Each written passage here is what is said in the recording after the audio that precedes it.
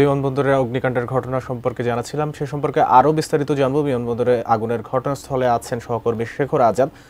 সর্বশেষ আরও কিছু পরিস্থিতি জানতে যুক্ত হচ্ছি তার সঙ্গে। শেখর, ফ্লাইট বিপর্যয় যে বিষয়টি খুব সামনে আসছে, 7 ঘন্টা বিমানবন্দরে যাত্রী চলাচল বন্ধ ছিল, তো ফ্লাইট বিপর্যয় সম্পর্কে আপনার কাছে আর কি তথ্য আছে? আন্তর্জাতিক বিমানবন্দরের টার্মিনালে অবস্থান করছি। টার্মিনালে আপনারা জানেন যে গতকালকে দীর্ঘ 7 ঘন্টা বিমান চলাচল বন্ধ ছিল। শাহজালাল আন্তর্জাতিক কোনো বিমানবন্দরে কোনো বিমান ওঠেনি, নামেনি। সেই প্রভাবটা আসলে খুব ব্যাপকভাবে পড়েছিল কালকে, আমরা দেখেছি। আপনারা জানেন যে শাহজালাল আন্তর্জাতিক বিমানবন্দরে প্রতিদিন প্রায় 35 থেকে 40 হাজার যাত্রী ওঠানামা করে।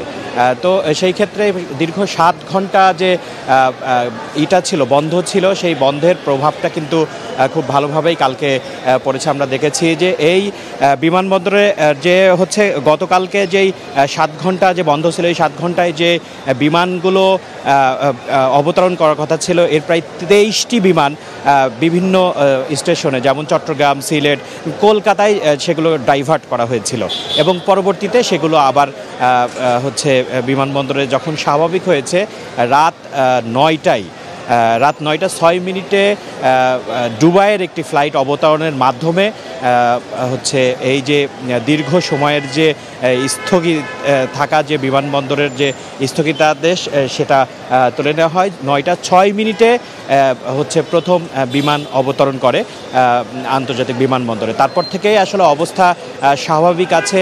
যেই ফ্লাইটগুলো প্রথমে হচ্ছে যেটা বন্ধ ছিল, পরবর্তীতে সেই ফ্লাইটগুলো আবার দেওয়া হয়েছে রাত 3টার সময়। তারপরে বিভিন্ন এরকম পর্যায়ক্রমে বিভিন্ন ফ্লাইট দেওয়া হয়েছে।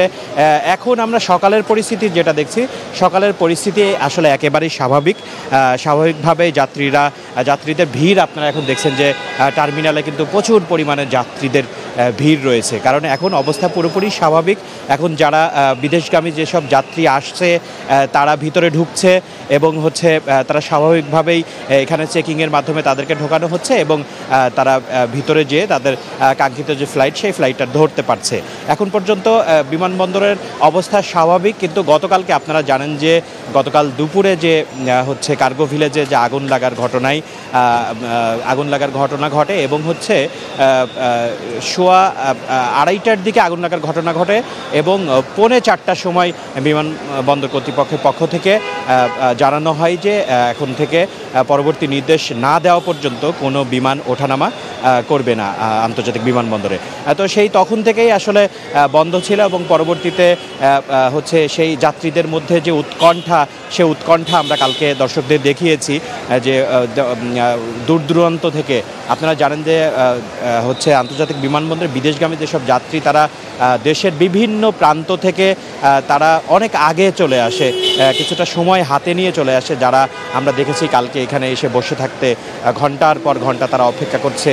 এবং তাদের যারা যে উৎকণ্ঠায় ছিল যেসব যাত্রীরা, তাদের পক্ষ থেকে যেই অভিযোগটা আসলে খুব গুরুতরভাবে করা হচ্ছিল, সেটা হচ্ছে যে মানে বিমানবন্দর কর্তৃপক্ষের পক্ষ থেকে যে কোনো রকম হেল্প ডেস্ক বসানো হয়নি।